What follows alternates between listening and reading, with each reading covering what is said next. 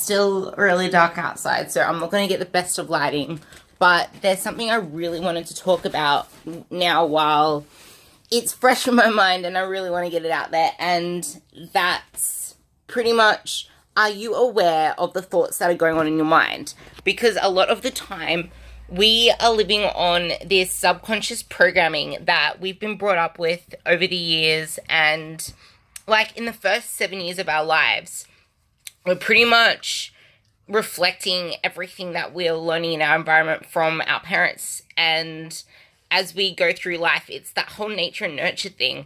And unless we are aware and tuning into our thought processes, and this is kind of where the whole, like, importance of journaling comes in, and just pausing, stopping and reflecting on, how does this make me feel? Like, I had a phone call with one of my girls yesterday, and she said the most empowering thing for her at the moment is the fact that she's actually asking herself, well, how do I want to feel? How is this making me feel? And do I want to feel this way? What can I do to make myself feel blah blah blah, which is how she wants to feel. So I guess what I'm trying to say is, awareness, with awareness comes control. If you're not aware of the thoughts that are going through your head, then there is no control. It's like, there was someone that asked the question, what's the difference between fasting and starving? And the difference is the choice. You're choosing to fast, whereas when you're starving, someone else is choosing that for you. I guess what I'm trying to say is, with control comes self-power. It comes your empowerment. But you can't have that control until you first learn to tune into your thoughts and really ask yourself, like, assess how you feel throughout the day and rate different aspects of your day, like stress, health, focus, attitude, and you'll discover that if you're setting up your days to be achievable and successful, you need to be aware of what you put into your mind, what you put into your body, what you put out with your body. Because a lot of the time when I do phone calls with the girls, they're like, yeah, it actually seems so simple. Why can't I do it? It's because a lot of the time when we slip up a little, it's because we're making the small things seem so difficult. Like the simple act of just moving more.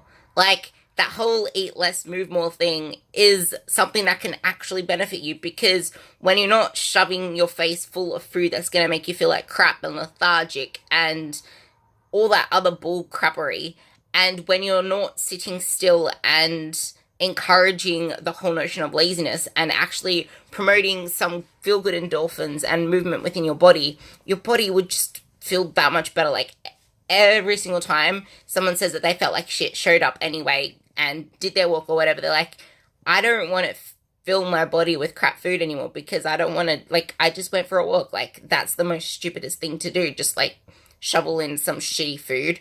Like, that's what they say. And I don't know, it's just like, once you are aware of what you are doing, it just gives you that much more empowerment in your life.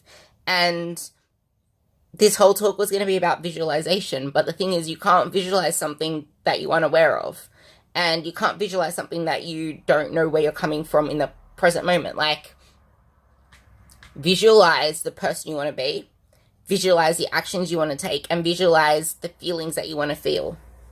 Because once you can have that strong picture in your mind of that person you want to be and the feelings you want to feel, then everything you do is going to be in alliance with that. But you need to be aware of your current actions, your current thoughts right now, and be aware of what isn't adding to your life.